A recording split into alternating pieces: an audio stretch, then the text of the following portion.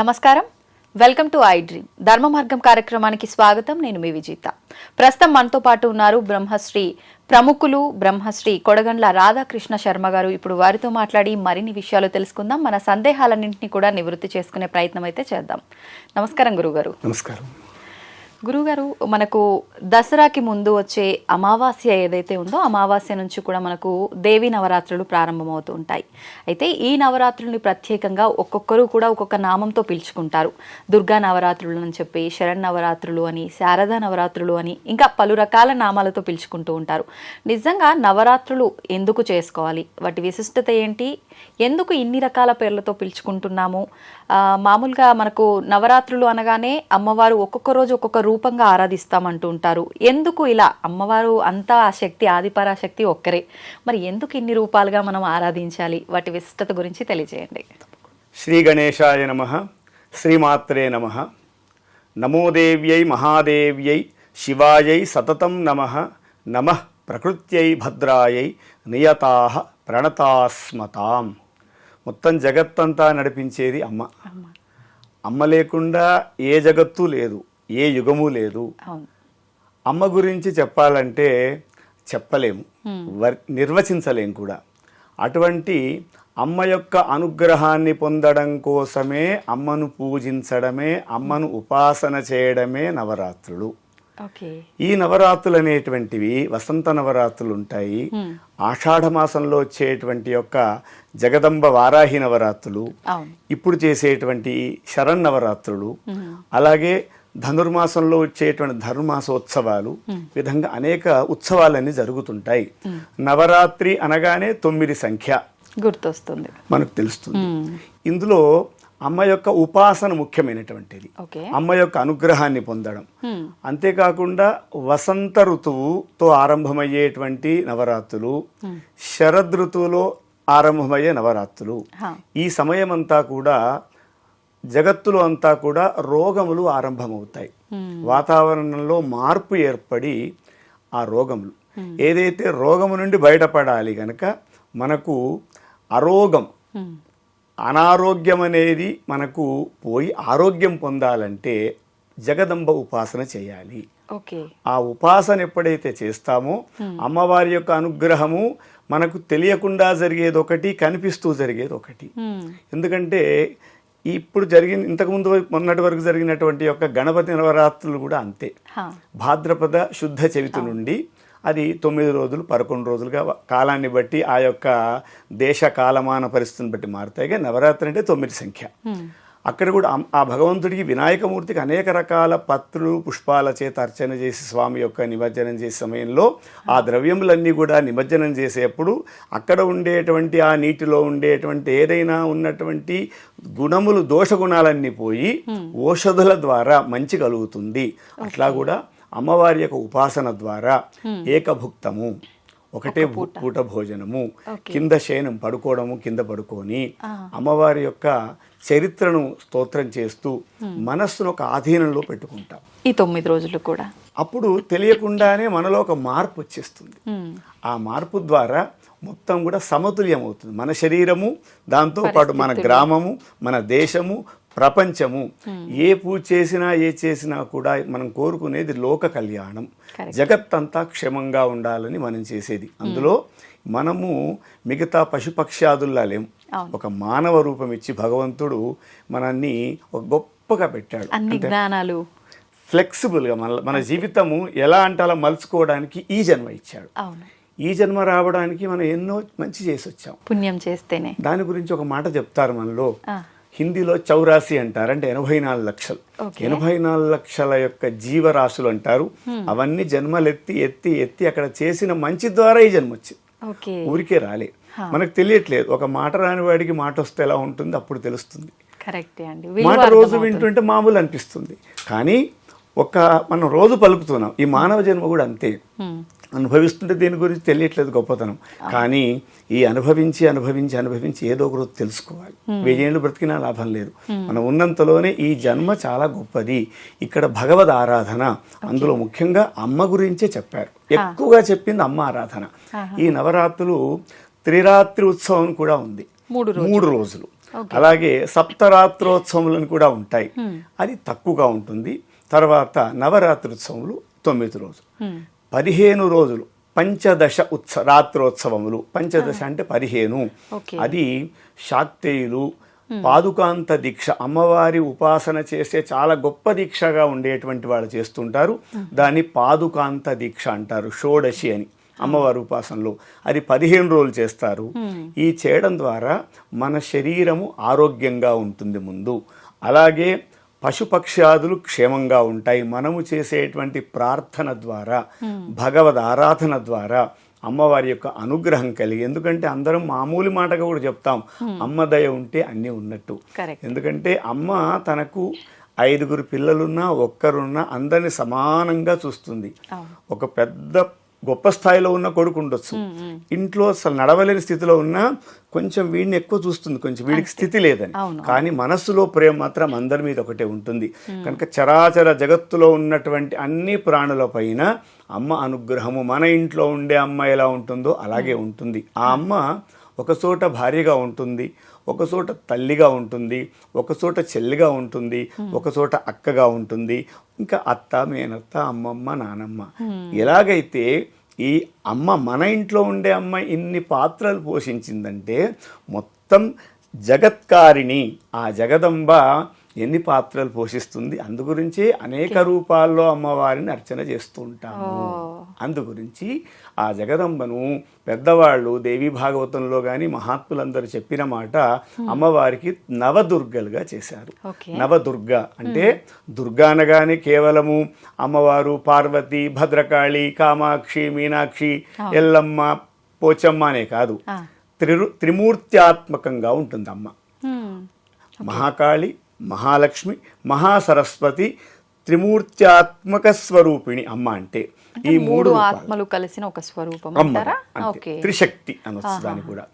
శక్తి, లక్ష్మి, జ్ఞానం, ఈ 3 రకాలుగా అమ్మ ఉంటుంది గనక అమ్మను 3 రకాలుగా ఉపాసన చేసే విధానంగా కూడా ఉంది. అయితే ఈ 9 రోజులు కూడా మొదటి 3 రోజులు అమ్మవారిని శక్తి స్వరూపంగా, శక్తి అంటే దేహదారుఢ్యం బలం కాదు, మనలో ఉండేటువంటి అంతర్గతంగా ఉన్న గొప్ప శక్తి, అది బయటకు రావాలి. అనేక కళల్లో ఉండే శక్తి, ఒకరు చాలా గొప్పగా మాట్లాడగలుగుతారు, ఒకరి మంచి తెలివి ఉంటుంది, నాలెడ్జ్, అది బయటకు వస్తుంది అమ్మవారి ఉపాసన ద్వారా. అట్లాగే మిగతా 2వ 3 రోజులు ఐశ్వర్యం అంటే లక్ష్మి. లక్ష్మి అనగానే కేవలము ధనము, బంగారము, బంగాళాలు, కార్లనే కాదు, శాశ్వతమైన ఐశ్వర్యం. అది ఎవరు దొంగిలించనటువంటి ఐశ్వర్యం. అది ఎలా ఉంటుందంటే సమయానికి ఉపయోగపడే ఐశ్వర్యం. దాహంగా ఉంది, మంచినీళ్ళు కావాలి, ఆకలేస్తుంది, ఏదో పండో ఫలమో భోజనం కావాలి.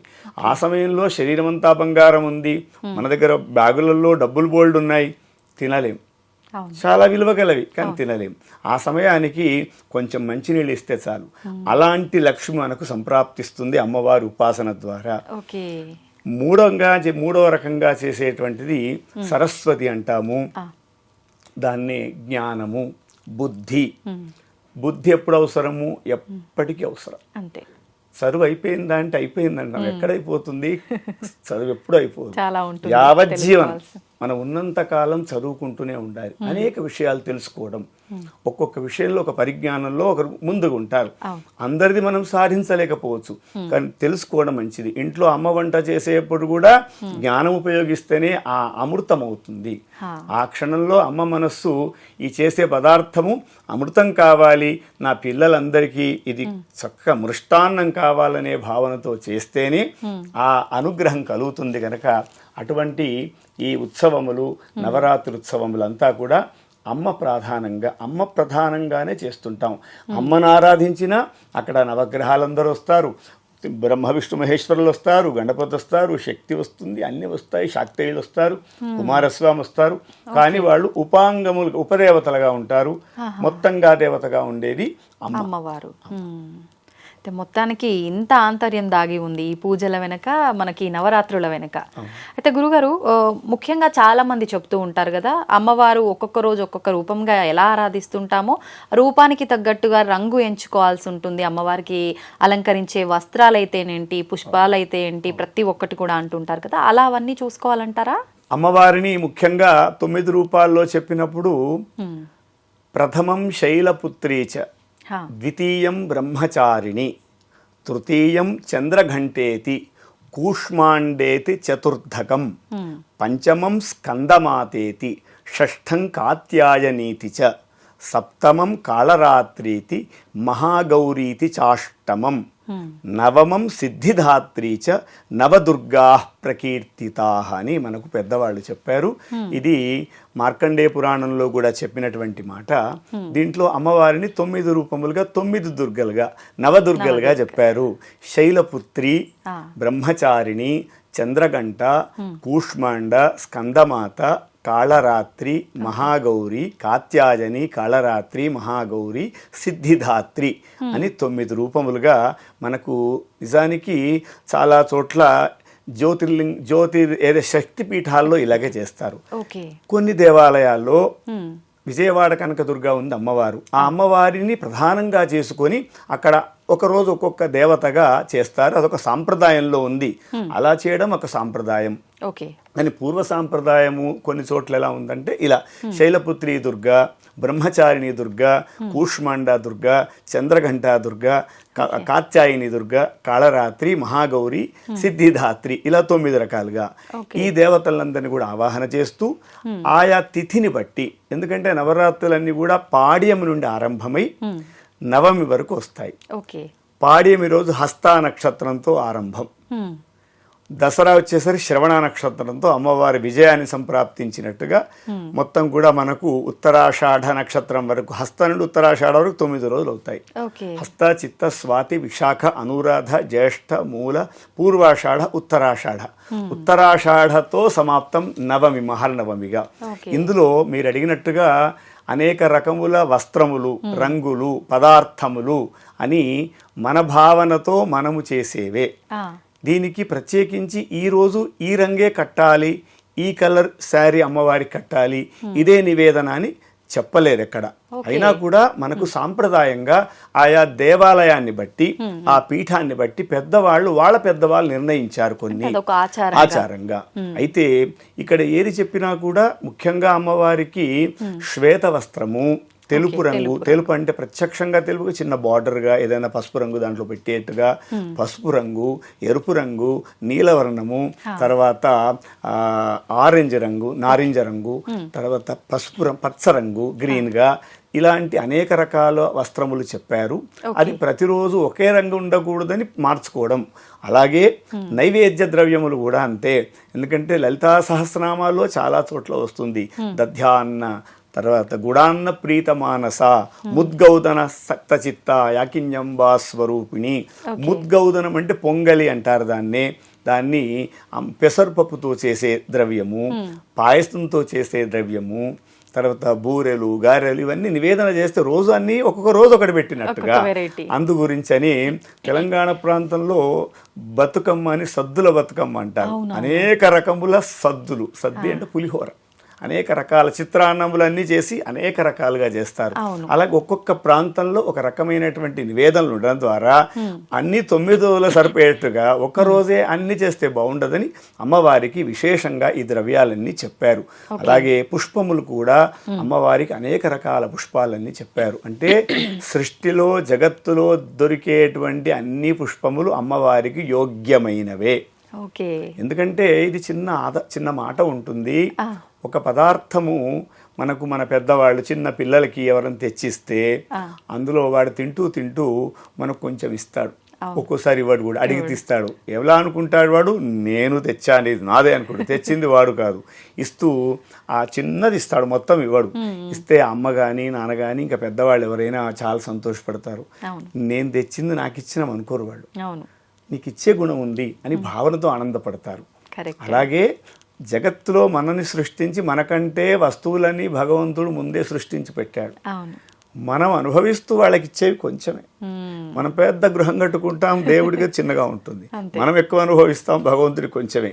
కానీ ఆ అమ్మ కానీ, ఆ పరమాత్మ కానీ, ఆ నారాయణమూర్తి కానీ నాకు కొంచెమే ఇస్తున్నావు కదరా అని అనుకోరు.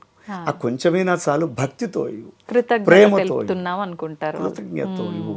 కనుక ఇలా ఇవ్వడం ద్వారా ద్రవ్యములన్నీ సమర్పణ చేయొచ్చు. ఇలా ఎందుకు పెట్టారు అన్నప్పుడు, ఒకే రోజు అన్ని పెడితే బాగుండదు కనుక మనకు ఒక్కొక్క ద్రవ్యం ఒక రోజు, ఒక ద్రవ్యం ఒక రోజు దొరుకుతుంది, ఒక ద్రవ్యం ఒక రోజు దొరకదు. కనుక అనేక రకాల ద్రవ్యముల చేత, అనేక రంగుల చేత అమ్మవారిని అనేక పుష్పముల చేత, అనేక ఉపచారముల చేత అర్చన చేస్తుంటాం. ఈ చేసేటువంటి పూజా విధానంలో కూడా మానసిక పూజ ఉంటుంది. అక్కడ మనస్సులోనే భగవంతుని ధ్యానం చేసుకుంటూ భగవంతుడికి సమర్పణం అంతా కూడా మానసికం. మానస పూజ అంటారు. వస్తువు ఏం కనిపించదు, ఎదురుగా ఎవరు ఉండరు. రెండవది పంచోపచార పూజ, గంధ పుష్పాక్షత ధూపదీప నైవేద్యములు, 5 ఉపచారాలు. తర్వాత షోడశోపచార పూజములు, పరహారుపచారాలు, ధ్యాన ఆవాహన, అర్ఘ్యపాద్య, ఆచమనీయ, స్నానగంధాక్షత, పుష్ప ధూపదీప నైవేద్య, తాంబూల, మంగళ నీరాజన, మంత్రపుష్ప ప్రదక్షిణ నమస్కారములనేటువంటి పరహారుపచారాలు, షోడశోపచారములని అన్నమయ్య కూడా చెప్తారు, పాటలో కూడా ఉంటుంది. ఇప్పుడు ఈ షోడశ ఉపచార పూజ చేయాలి అంటే ఇప్పుడు చాలా మంది వీడియోలో ఆన్ చేసి పుస్తకం ముందు పెట్టుకొని ఎవరికి వాళ్ళు చేసుకుంటున్నారు కదా గురుజీ, అలా చేసుకోవచ్చు అంటారా? పురోహితుల సమక్షంలోనే చేయాలంటారా? ఎట్లా ఉంటుందంటే, ఎక్కడో అమెరికాలో ఎవరో ఉన్నారు, ఇక్కడ వారికి ఒక నైవేద్యం సమర్పణ చేయాలి ఇక్కడి నుంచి, కానీ మనం ప్రత్యక్షంగా ఆ పదార్థం తింటే బాగుంటుంది. కానీ పూజ అన్నప్పుడు ఒక గురుముఖతగా చేస్తే మంచిది. అవకాశం లేనప్పుడు అదొక సాధనం, కానీ అవకాశం ఉన్నప్పుడు మాత్రం తప్పకుండా ఉంటే కొత్త విషయాలు తెలుస్తాయి. అక్కడ మనం అడుగుతామన్నాడు భగవంతుని, ఏదైనా ఒక పూజ చేసేటప్పుడు నన్ను అనుగ్రహించండి హే దేవతలారా, మా ఇంట్లో ఈ పూజ చేసుకుంటున్నాము, ఈ నవరాత్రోత్సవాలు ఈరోజు ఆరంభం చేశాము, అనుగ్రహించండి అని దేవతల్ని, పెద్దవాళ్ళందరినీ కూడా అనుగ్రహించమని అడిగితే అక్కడ తథాస్తు సరే అని చెప్తారు. ఒక బ్రాహ్మడు కూర్చొని చెప్తాడన్నమాట. అందు గురించి అతను బ్రహ్మ అని చెప్తారు. సాధారణంగా ఆయన అందరిలో ఉండే మనిషే, కానీ తను కొన్ని నియమాలతో ఉంటాడు కనుక అతన్ని రెస్పెక్ట్ చేస్తాం, గౌరవించి అతనితో భగవద్వాక్యంగా చెప్పించుకుంటే కొంచెం విశేషం, మంత్రసిద్ధి కలిగి ఉంటాడు కాబట్టి. కనుక ఉపాసన ద్వారా అది సిద్ధి పొందుతుంది. అలా చేయడం తప్ప అంటే తప్పని కాదు, ఏది చేయక అది చేయకుండా అది కొంచెం దానికంటే మంచిది. అలా అమ్మవారిని అనేక రకాల పుష్పముల చేత, అనేక రకాల విధానముల చేత అర్చించడానికి. దీంట్లో ఇంకో విశేష అర్చన ఉంది, ఒకటి చతుషష్ఠి పూజ అంటారు. ఏంటి గురుగారు? మనము మామూలుగా మాట్లాడే చతుషష్ఠి కళలు అంటారు. 64 కళలు అమ్మవారికి. ఆ 64 కళల్లో 64 ఉపచారాలు. దాంట్లో షోడశోపచారాలు ఎలాగే చెప్పామో దాంట్లో నృత్యం సమర్పయామంటే ఒక అమ్మాయి వచ్చి నాట్యం చేస్తుంది. మృదంగం వాద్యయామి, మృదంగం పాడతారు. ఒకరు గజారోహణ అంటే అక్కడ గజం వస్తుంది ప్రత్యక్షంగా, వృషభమారోహం, సింహావాహం, ఇలా అనేక రకాల అర్చనలు. అమ్మవారికి ఒక ఊయల సమర్పయామి అంటాం. ఆ ఊయల, ఛత్రము, చామరము, ఇలాంటివి అనేక రకాలుగా ఉండేటువంటివి కూడా విశేషాలతో కలిపినటువంటివి చతుషష్ఠి పూజ. దీంట్లో మహాపూజ అని ఉంటుంది, ఇంకా దీనికంటే ఇంకా కొంచెం పెద్దది. ఇది ఉపాసన పరులు చేసేది. ఆ తర్వాత ఇంకొకటి వచ్చేసి అర్చన, అమ్మవారి శ్రీచక్ర అర్చన అని మనకు అమ్మవారి మేరు చక్రం ఉంటుంది. అది ఎవరు పడితే వాడు చేస్తే కష్టం. అది ఉపాసన పెద్దవాళ్ళ దగ్గర మనము వాళ్ళ గురు ఉపదేశం చేసుకొని చేయాల్సినటువంటివి విధానంగా ఉంటాయి. ఇప్పుడు శ్రీచక్రం కొంతమంది ఇంట్లో కూడా పెట్టుకుంటున్నారు, మరి అలా పెట్టుకోవాలి అని అంటే నియమాలు పాటించాల్సి ఉంటుందంటారా? పాటించాలి. అయితే మామూలుగా పెట్టుకోవడం వేరు. ఎలా ఉంటుందంటే, ఒక భావం మనకు కలగాలంటే మన ముందు ఒకటి కనిపించాలి. మన ముందర ఒక అసభ్యకరమైనటువంటి ఒక చిత్రాన్ని చూస్తే మన భావం అలాగే కలుగుతుంది. ఒక మంచి వస్తువు అక్కడ ఎదురుగా ఉందనుకోండి, మన మనసు తెలియకుండానే ఆ భావంలోకి వెళ్ళిపోతాం. అందు గురించి ఊరికే పెట్టుకోవడం వేరు, కానీ నేను దాన్ని అర్చన చేస్తాను. మొన్నటి వరకు జరిగిన వారాహి నవరాత్రులు కూడా ఉపాసన పరులు చేస్తే మంచిది. దాన్ని దీక్షగా తీసుకొని అందరం చేయొచ్చు. లేకుంటే ఎక్కడైతే దేవాలయాలు జరుగుతాయో, ఎవరైతే గొప్పగా దీక్షగా అక్కడికి వెళ్ళి మనం కూర్చుంటే మనం చేసినట్టే, సామూహికంగా జరుగుతుంది అది. ఎందుకంటే దానికి పెద్దవాళ్ళు కర్త కారయితా చైవ ప్రేరకశ్చ అనుమోదక సుకృతే దుష్కృతే వాపి చత్వార సమభాగిన అని మన పెద్దవాళ్ళు శాస్త్రంలో చెప్పిన మాట. ఏదైనా ఒక మంచి పని చేస్తే మనం చేయలేకపోయినా అక్కడ ఉంటే చాలు, లేదంటే బాగుంది మీరు చేసేదని చెప్పినా చాలు, లేదా వాళ్ళు చేసేదానిలో కొంచెం సహాయం మనం చేసినా చాలు, అనుభవిస్తే చాలు. అటువంటి ఆ స్థితిని మనం పొందితే నలుగురికి భాగం ఉంటుంది. అలాగే చెడు కూడా అంతే, ఇంకా తొందరగా వస్తుంది దీనికంటే. చేసేవాడికంటే చూసేవాడికి దోషమని కనుక మనం ఎప్పుడైతే ఆ భావంతో మనము అక్కడ అన్నీ చేయాలి అంటే కొన్ని కష్టం. శ్రీచక్రం ఉన్నప్పుడు కొన్ని నియమాలు ఉంటాయి దానికి. ఆ నియమాలు మనం ఎంతవరకు చేయగలిగితే అంతవరకే. చేయలేంది చక్కగా హాయిగా కూర్చొని ధ్యానంలో ఉండి పెద్దవాళ్ళ మాట విని ఎవరైనా చేస్తున్నప్పుడు అక్కడ విని ఉంటే చాలా ఉన్నతంగా, ఉత్తమంగా, గొప్పగా ఉంటుంది. అయితే గురుగారు, అమ్మవారి రూపాలలో కొన్ని రూపాలు ఉగ్రదేవతగా కూడా ఆరాధిస్తుంటారు, కొన్ని సాత్విక రూపంలో ఆరాధిస్తుంటారు కదా. ఇప్పుడు ఈ నవరాత్రుల్లో పూజించే రూపాలని మనము ఉగ్ర రూపంగా కూడా ఆరాధించే వాళ్ళు ఉంటారా? ఉంటారు. వాళ్ళు కూడా ఈ నవరాత్రుల్లో చేస్తారు. కానీ ఉగ్ర రూపంగా ఉన్న అమ్మవారిని శాంతి రూపంగా చేసుకుంటారు. ఓకే. ఉగ్రరూపం ఎప్పుడంటే మనలో ఉండే చెడు తొలగిపోయే వరకే ఉగ్రరూపం. మన ఇంట్లో అమ్మనే ఆధారంగా చేసుకోవాలి. అమ్మ కోపానికి వస్తుంది తప్పు చేస్తే. తనకు తప్పు అనిపిస్తే కోపం, చాలా కోపంగా ఉంటుంది. కానీ ఆ పిల్లోడు మెల్లమెల్లగా అమ్మ దగ్గరికి వెళ్ళి శాంతంగా చేస్తాడు. అది ఉపాసన. అమ్మను మెల్లిగా తనకు అది కాదమ్మా అని చెప్తాడు. మనం కూడా అమ్మవారు ఉపాసన చేసి మంత్రహీనం, క్రియాహీనం, భక్తిహీనం, పరమేశ్వరి తెలియకుండా తప్పు చేశాం హే జగదంబ అని మనం ఎట్లయితే ప్రార్థన చేస్తామో, ఉగ్రరూపంలో ఉన్నటువంటి అమ్మ కూడా రాక్షస సంహారం కోసం ఉగ్రరూపం ఎత్తింది. ఎక్కడైతే జగత్తులో చెడు జరుగుతుందో ఆ చెడును నశింపజేయడం కోసమే ఉగ్రరూపం. మిగతా అంతప్పుడు శాంతంగానే ఉండాలి. ఎప్పుడు శాంతం ఉంటే ఎట్లా మరి? కనుక అప్పుడప్పుడు ఉగ్రరూపం అవసరం. కానీ అది ఎప్పటికీ ఉండకుండా ఉండేట్టుగా ఉంటే జ్ఞానం పెరుగుతుంది, ఐశ్వర్యం పెరుగుతుంది, శక్తి పెరుగుతుంది. కనుక ఉగ్రరూపం అప్పుడప్పుడుగా ఉండాలి, ఎప్పటికీ ఉగ్రరూపంగా ఉండకూడదని. ఇప్పుడు 9వ రోజు మహిషాసురమర్దిని అంటాం. మహిషాసురమర్దిని, మహిషాసురుడు అనేటువంటి రాక్షస సంహారం చేసిందమ్మా ఆ జగదంబ. ఎందుకంటే జగత్తునంతా నాశనం పట్టిస్తున్నాడు. ఎందుకంత శక్తి వచ్చింది? అతనికి కూడా భగవద్ ఉపాసన చేస్తేనే వచ్చింది. తనకు ఊరికే రాలేదు. ఆ ఉపాసన చేసి, కానీ వాళ్ళు ఏం చేశారు, ఆ ఉపాసన చేస్తూ చేస్తూ వాళ్ళు కొన్ని వరాలు పొందారు. ఎవరైనా కూడా ఆ వరాలను పొందేటప్పుడు వాళ్ళు చిన్న కిటుకు పెడతారు భగవంతుడు. ఏమంటారు? హిరణ్యకశపుడు ఉన్నాడు, ప్రహ్లాదుడు తన తండ్రి దేవుడికి, తనకు నారాయణమూర్తి అంటే ఇష్టం, ఆయనకి ఇష్టం లేదు. ఎక్కడుంటాడు? ఇందుగలడు అందులేడని సందేహం వలదని చక్రి అని చెప్పి ఒక స్తంభంలోనే చూపించాడు. అతను వరం పొందేటప్పుడు ఎలా పొందాడంటే, హిరణ్యకశపుడు నన్ను ఎవరు చంపలేరు, అటు మానవుడు కాదు, అటు దేవుడు కాదు, ఇటు ఆకాశం కాదు, భూమి కాదు అన్నప్పుడే ఒక స్తంభంలోంచి వచ్చాడు. ఆయన అటు రూపం సింహరూపము, కింద మనిషి రూపం, ఇలా వచ్చి దేవుడిగా వచ్చి మోకాళ్ళ మీద కూర్చొని అటు ఆయుధం కాకుండా నఖములతో చీల్చాడు. ఇది పెడతాడు భగవంతుడు ముందే, అది వాడికి తెలియదు పాపం. ఆవేశంలో ఉంటాడు, ఉపాసన చేసి పొందాడు ఆ వరమంతా. ఇలా ఆ అమ్మవారు కూడా, భగవంతుడు కూడా మనకు తెలియకుండానే, తెలియకుండా చిన్న ఒక మార్గాన్ని చూపిస్తారు. కనుక ఉగ్రరూప ఆరాధన తక్కువగా ఉంటే మంచిది. గురుగారు, ఇప్పుడు మనం అందరం కూడా నవరాత్రులు అనగానే వినాయక నవరాత్రులైనా అమ్మవారి నవరాత్రులైనా సామూహికంగా అందరూ ఒక కమ్యూనిటీ లాగా పెట్టి అమ్మవారికి పూజలు చేస్తూ ఉంటారు. అయితే మరికొంతమంది వాళ్ళు ఇంట్లో పెట్టుకోవాలనుకుంటారు. ఒకవేళ పెడితే నియమాలు ఎక్కువ పాటించాలి, మేము పెట్టము అనుకుంటారు. నిజంగా అలా పెట్టుకుంటేనే వాళ్ళు ఆ దీక్ష అనేది తీసుకోవాల్సి ఉంటుందా? ఎరుపు రంగు వస్త్రం కట్టుకొని ఈ 9 రోజులు కూడా ఆడవారైనా సరే మగవారైనా సరే నిష్టగా చేస్తుంటారు, చాలా చక్కగా పాటిస్తుంటారు. వాళ్ళు నిత్య దీపారాధన చేస్తూ ఇలా చేయొచ్చు అంటారా, లేదంటే అమ్మవారి ప్రతిమని పెట్టుకోవాల్సి ఉంటుందంటారా? దేవీ నవరాత్రులలో ఏ నవరాత్రులైనా కూడా కొన్ని విధానాలు ఉంటాయి. ఒకటి కలశస్థాపన చేసుకొని చేయడము విశేషం. మామూలుగా దేవుడు అమ్మవారి పటం పెట్టుకొని చేయడము అదొక మార్గం. ఒక్కొక్క దానికి ఒక పై స్థాయి, ఒక్కొక్క స్థాయి ఉంటుంది. మనం ఎంతవరకు చేయగలుగుతామో అది ముఖ్యమైంది. ముందు నిర్ణయం చేసుకోవాలి మనం ఏం చేయగలుగుతాము. గురూపదేశం చేసి ఆ మంత్ర సిద్ధి పొందడం కోసం ఒక మంత్రానుపదేశంగా పొంది చేయడం ఒక విధానం.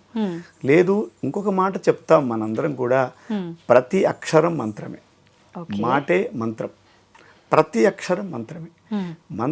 ప్రతి అక్షరం ఊరికే రావట్లేదు. అవును, మనం బయటకు వస్తుంది అనుకుంటాము, ఒక మాటల్లోని వాడికి తెలుస్తుంది దాని విలువ. నిజంగా ప్రతి అక్షరం మంత్రం. అందుకే చాలా జాగ్రత్తగా ఆచితూచి మాట్లాడాలని చెప్పారు పెద్దవాళ్ళు. ప్రతి అక్షరం చాలా స్పష్టంగా, ఉచ్చారణలో లోపం లేకుండా నాభి నుండి ఆరంభమై చక్కగా పైన మధ్యలో ఉండే పళ్ళు, నాలుక ద్వారా ఈ ఓష్ఠములు, పెదవుల ద్వారా దంతవ్యములు, దానితో ఎలా పలకాలో అలా పలకాలి. మనందరం కూడా మామూలుగా పెదవులు మూసి పలికే అక్షరాలు 5 ఉంటాయి, మిగతా దానికి ఎక్కడ మూయాలని కాదు. పప్ప బబ్బమ్మ ఈ 5 అక్షరాలే పెదవులు మూసి పలుకుతాం. కనుక మంత్రానికి అంత సిద్ధి. కనుక మనము ఉపదేశం పొంది చేయడం ఒక ఆలోచన. బయట ఎక్కడైనా సామూహికంగా జరుగుతుంటే అక్కడ ఉండి అందరం కలిసి చేయడం చాలా ఉత్తమ మార్గం. కానీ పూర్వంలో సామూహికంగా జరిగేవి తక్కువగా ఉండేవి. ఎందుకంటే ఒక ఇంట్లోకి అందరు వచ్చేవాళ్ళు, చేసేవాళ్ళు తక్కువ ఉండేవాళ్ళు. కనుక ఇప్పుడు బయట చేస్తారు, తప్పని కాదు అది. కానీ చేసే విధానంలో లోపం కాకుండా ఉండాలి. అక్కడ చేసే విధాన ఆలోచన కానీ వేరే అక్కడ ఏం చేయాలో చేయకుండా వేరే చేస్తే ఇబ్బందిగా ఉంటుంది. ఏమవుతుందంటే గణేష్ నిమజ్జనం అప్పుడు కూడా కొన్ని వేరే పాటలను పెట్టుకుంటాం. వేరే పాటలు తప్పని కాదు, సినిమా అప్పుడు అది సత్యం. కానీ ఇక్కడ వచ్చిన మన భావం భగవంతుడు. ఆ భగవంతుడికి సంబంధించిన చాలా ఉంటాయి, స్తోత్రాలు ఉంటాయి. అవి చేస్తూ ఉంటే తెలియకుండానే వాక్ శుద్ధి అవుతుంది. ఆ శుద్ధి కోసం కదా మనం చేసేది. అంతేకాకుండా ఐక్యతాభావం కలుగుతుంది సామూహికంగా చేయడం. ఇది ఒక విధానం. అలాగే దేవుడి పటం పెట్టుకోవడం. కలశం ఎప్పుడైతే పెడతామో కొన్ని నియమాలు మనకు ఉంటాయి. వస్త్రం అనేది కూడా దీక్ష అన్నప్పుడు అన్ని రోజులు ఒకే వస్త్రంగా కట్టుకోవడం మంచి పద్ధతి. ఆ వస్త్రంకి అంత శక్తి ఉంటుంది. మామూలుగా వివాహంలో కూడా 5 రోజులు పెళ్లి అంటాం, ఉపనయనం 4 రోజులు అంటాం. ఎప్పటి నుండి 5 రోజులు అంటే పెళ్లి సుముహూర్తమైన నుండి 5 రోజులు ముందరికి. అంతకుముందు జరిగేవి లెక్కకి రావు. ఆ రోజు వధూవరులు ఏవైతే వస్త్రాలు కట్టుకుంటారో పూర్వ సాంప్రదాయంలో ఇలాంటి వస్త్రములు అంటే పత్తితో చేసినటువంటి వస్త్రాలు, కాటన్ అంటాం ఇంగ్లీష్లో. అంటే ఆ వస్త్రాలే ధరించి, చేనేత వస్త్రాలు, వాటిని పసుపులో ముంచి 5 రోజులు అవే కట్టుకోవాలి. పసుపు బట్టలే 5 రోజులు అవే, 5 days అవే కట్టుకొని ఉండాలి. అలా దీక్ష ఉతకాల్సిన అవసరం కూడా లేదు. ఆ దీక్ష బలం అంత పెరుగుతుంది. కనుక ఏకవస్త్రంగా అదే వస్త్రాన్ని ధరిస్తూ రాత్రి పడుకునే మళ్ళీ మార్చుకొని మళ్ళీ ఉదయం ఇది దీక్షా నియమాలు చాలా ఉంటాయి. అలాగే అమ్మవారి ప్రతిమ అనేది కూడా బంగారంతో కావచ్చు, వెండితో కావచ్చు, పంచలోహాలతో కావచ్చు. ఈ మధ్య కాలంలో మట్టి విగ్రహం లేదా ఒక పసుపు ముద్దతో చేసినటువంటి విగ్రహాన్ని కూడా పెట్టుకొని స్థాపన చేయడం ద్వారా మనలో ఒక భావం కలుగుతుంది. ఏం లేకుండా చేస్తా అంటే అంత శక్తి నీకుంటే చెయ్యి. శూన్యంలో కూర్చొని మొత్తం ఎదురుగా అమ్మవారు జగత్తు నాకు అనిపిస్తుంది అంటే చాలా గొప్పతనం. నీ ఇంట్లో ఉండే స్త్రీలను కూడా పూజించే శక్తి కూడా ఉంది. నేను వాళ్ళని చాలా ఉన్నతంగా చూస్తాను. మా చెల్లెలు, మా అక్క చెల్లెలు, అమ్మలు, ఏదో మా అమ్మని ఎంత చూస్తున్నానో బయట వెళ్ళినటువంటి స్త్రీని కూడా అంత గొప్పగా చూసే శక్తి రావాలి.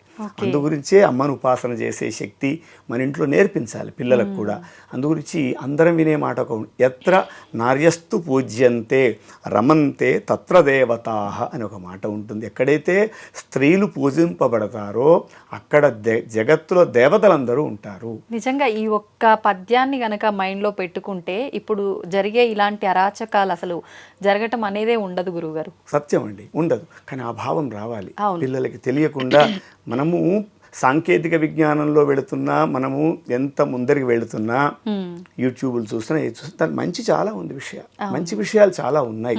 ఆ మంచి విషయాలు గ్రహిస్తే గొప్పది చాలా ఉంది. అయితే మంచి ఎప్పుడు తెలుస్తుందంటే కొంచెం చెడు ఉంటేనే మంచి తెలుస్తుంది. కనుక చెడు ఎక్కువ వద్దు, కొంచెం ఉండాలి.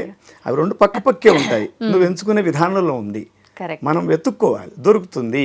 ఒక్కోసారి కష్టంలో నుంచి కూడా సుఖాన్ని వెతుక్కోవచ్చు. సత్యనారాయణ వ్రతంలో ఉంటుంది 3వ కథలో. ఒక వర్తకుడు ఉంటాడు, ఆయన మనసులో వ్రతం చేయొద్దని, వద్దని అనకుండా అంటుంటాడు, చేద్దాం తర్వాత చేద్దాం అంటే వద్దని. కానీ ఆయన భార్య లీలావతి ఏమనుకుంటుంది, ఎప్పుడో ఒకసారి చేద్దాం అంటున్నాడు ఆయన. ఆయన వద్దనే భావంలో మంచి వెతుక్కుంది. ఇది మనకు జగత్తులో ఉంది కనుక మనం ఎప్పుడు కూడా ఆరాధన విషయంలో, భగవద్ ఉపాసన విషయం అనేక మార్గాలు ఉన్నాయి.